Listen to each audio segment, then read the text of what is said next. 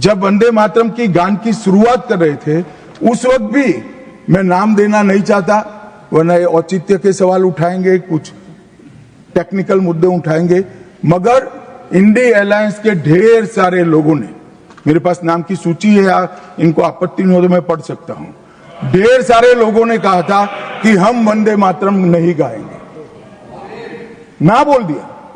और मैंने मेरी आंख से देखा है, कई सारे सदस्य वंदे मातरम होता है तो वंदे मातरम के गान के पहले संसद में बैठे होते हैं तो भी खड़े होकर बाहर चले जाते हैं। मैं आपको विश्वास से कह सकता हूं मान्यवर, ये कह रहे हैं कि कांग्रेस पार्टी पर झूठे आरोप लगाए। मैं विश्वास से कह रहा हूं, भारतीय जनता पार्टी का एक भी सदस्य वंदे मातरम के गान के वक्त सम्मान के साथ खड़ा न हो, ऐसा हो ही नहीं सकता, क्योंकि वंदे मातरम के गान के प्रति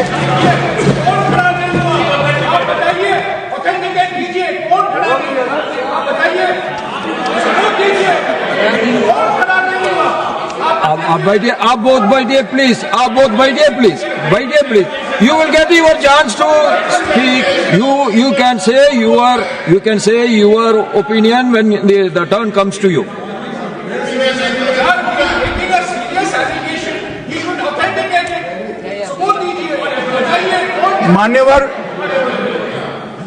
मान्यवर, अरे सुनो तो, बोल क्या करते हो भैया, मुझे सुनो तो।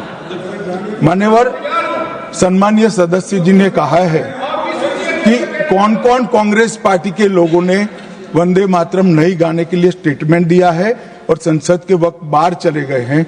मैं इसकी सूची आज शाम होने के पहले सदन के पटल पर रख दूंगा। मेरा विनंती है कि वो कांग्रेस सदस्यों के नाम इस चर्चा का हिस्सा करने के लिए आप आदेश करिएगा। इस सदन की चर्चा के रिकॉर्ड पर रहना चाहिए कि कांग्रेस पार्टी के सदस्य वंदे मातरम का विरोध करते हैं। इस देश की जनता इनको जाननी चाहिए। मान्यवर, मैं दे देता हूं, दिग्विजय सिंह पढ़ लीजिएगा।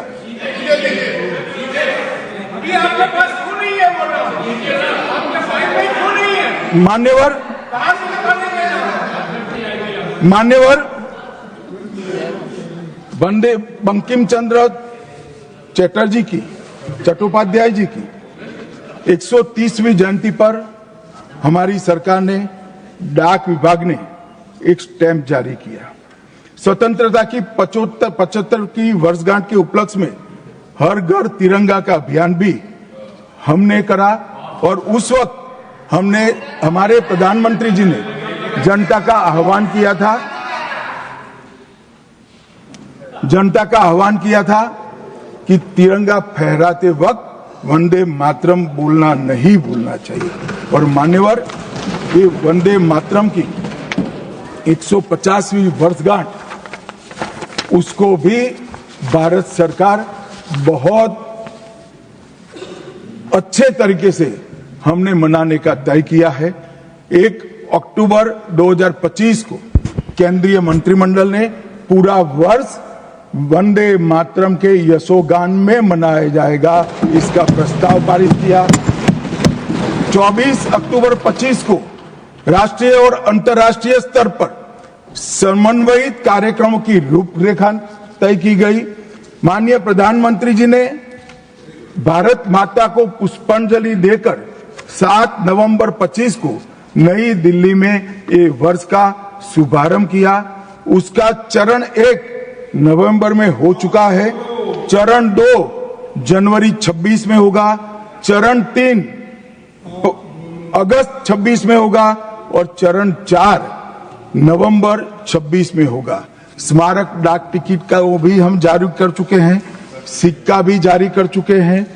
वंदे मातरम नाद एकम रूप अनेकम ऐसे शीर्षक से 75 वादकों द्वारा विशेष सांस्कृतिक प्रस्तुतिकरण की रचना भी हो चुकी है और सुबह 10 बजे उस दिन 7 नवंबर को देश भर में सामूहिक वंदे मातरम का गान भी भारत सरकार के आह्वान पर देश की जनता ने किया। मान्यवर, वंदे मातरम के 150 वर्ष इसकी डॉक्यूमेंट्री और प्रदर्शनी बनाई गई है हर जिला सेंटर पर, और हो सके तो तहसील सेंटर पर उसको दिखाया जाएगा। डिजिटल मोड पर करोड़ों लोगों को वो प्रदर्शनी भी भेजी जाएगी।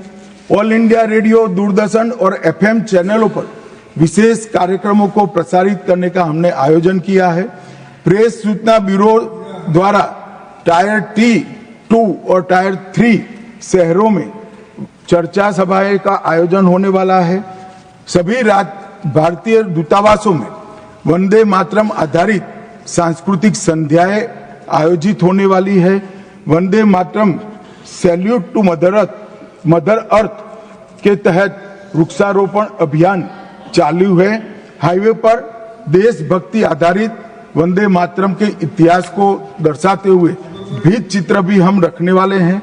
रेलवे स्टेशन और हवाई अड्डों पर LED डिस्प्ले के माध्यम से सार्वजनिक घोषणा भी होगी और वंदे मातरम और बंकिम चंद्र चट्टोपाध्याय जी पर 25 लघु फिल्में 1-1 मिनट की बनाने का भी हमने शुरुआत कर लिया है। मान्यवर, देश के प्रधानमंत्री जी ने लाल किले से अमृत काल के लिए पंच प्रण की घोषणा की थी। इसमें एक, जब देश आजादी की शताब्दी मनाता हो उस वक्त विकसित भारत का लक्ष्य हमने तय करना है। गुलामी की हर मानसिकता से मुक्ति प्राप्त करनी है। अपनी विरासत पर गर्व लेना है। देश की एकता और एकजुटता और अखंडितता को हमें संभाल कर रखना है और नागरिकों में कर्तव्य की भावना को हमें आगे बढ़ाना है। मान्यवर, जब देश के आजादी के 75 साल हुए, कोरोना काल होने के बावजूद 2 साल तक पूरे देश के हर गांव में आजादी के अमृत महोत्सव को मनाया गया। अमृत महोत्सव के माध्यम से इस देश की युवा पीढ़ी को हमारी 1857 से 1947 तक की पूरी आजादी के संघर्ष को हमारे युवाओं को परिचित कराया। कई नामी, कई अनामी, जिनके नाम भी इतिहास में दर्ज नहीं हुए, ऐसे स्वतंत्रता संग्राम के नायकों को ढूंढकर उनके स्मारक बनाए गए। देश भर में कई कार्यक्रम हुए और देशभक्ति का एक नया ज्वार खड़ा करने का प्रयास आजादी के बाद पहली बार 75 साल जब मनाए गए तब हुआ। और वहां से अटके नहीं, माननीय प्रधानमंत्री जी ने अमृत काल का विचार रखा। आजाद हुए तब से 75 साल जितनी भी सरकारें आई, अच्छा काम किया, सबने देश को बहुत आगे बढ़ाया है। हमने हमारे लोकतंत्र को पाताल से भी गहरा पहुंचाया है। हमारे लोकतंत्र की जड़ें आज मजबूत हो चुकी है मान्यवर। मगर 75 से 100 साल का एक कालखंड अमृत काल के रूप में इसका नामकरण प्रधानमंत्री नरेंद्र मोदी जी ने करा और देश के युवाओं के सामने एक संकल्प रखा मान्यवर कि आजादी का अमृत महोत्सव से आजादी की शताब्दी तक ये जो पूरा कालखंड है वो देश को महान बनाने का कालखंड के रूप में हम उसको चैलेंज के रूप में लेंगे, एक चुनौती के रूप में लेंगे। और जब आजादी की शताब्दी मनाई जाएगी, ये देश पूरे विश्व में हर क्षेत्र में नंबर 1 पर होगा। ऐसे देश की